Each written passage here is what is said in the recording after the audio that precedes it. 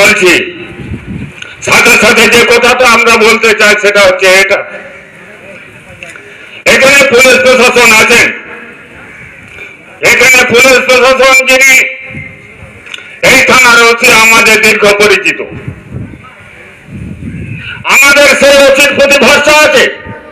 লালমোহন মুর্মুর যে খুনি তাকে বার করবেন, আমাদের বিশ্বাস। আমরা ছবি দেখেছি, তাতে করে যিনি হার্ট অ্যাটাক এই আবল তাবল কথা প্রকাশ করছেন, তিনি ডাক্তারও না, তিনি পুলিশও না, এই ধরনের প্রকাশ করছেন। আমরা তাদেরকে নিষেধ করব এই ধরনের হচ্ছে ভুল বার্তা দেওয়ার জন্য।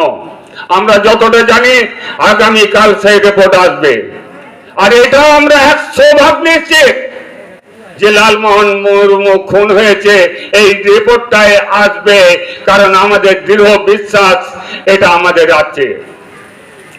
সেই রিপোর্ট পাওয়ার পর এখানে পুলিশ প্রশাসন যারা আছেন, আমরা তাদেরকে অনুরোধ করব দয়া করে এই আদিবাসীদের এই যে হচ্ছে মৃত্যু, আগামী দিনে একটাও যাতে মৃত্যু না ঘটে, আগামী দিনে আদিবাসীরা যাতে শান্তিভাবে বসবাস করতে পারে সে বিষয়টা যেমন ভাবে দেখবেন, ঠিক তেমন ভাবে এই লালমোহন মুর্মু খুন হয়েছে তার আসামি গ্রেপ্তার করে আমাদের সামনে হাজির করবেন। আপনাদের প্রতি ভরসা রেখেই আমরা এই কথা বলছি যে আমরা দেখব এখানের প্রশাসন সঠিক দায়িত্ব পালন করছেন, আমাদের সেই ভরসা আছে। আর তা না হলে তো আমাদের আন্দোলনের পথ কেউ আর অবরুদ্ধ করতে পারবে না।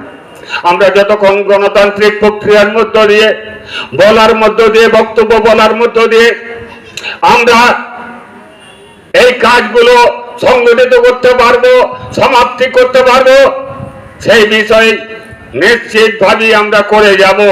আর যখন হচ্ছে দেখি যে মিছিল করে, মিটিং করে, বক্তব্য রেখে, থানায় জানিয়ে, বিডিও অফিসে গিয়ে, পঞ্চায়েতে গিয়ে কাজ হচ্ছে না, তখনকার অস্ত্র কি হবে, কি ধরনের আন্দোলন হবে, সেই ভাবনা চিন্তা পরবর্তীকালে আমরা করে আগামী দিনে পথ লড়ার দিক আমরা নির্ণয় করব, সিদ্ধান্ত নেব।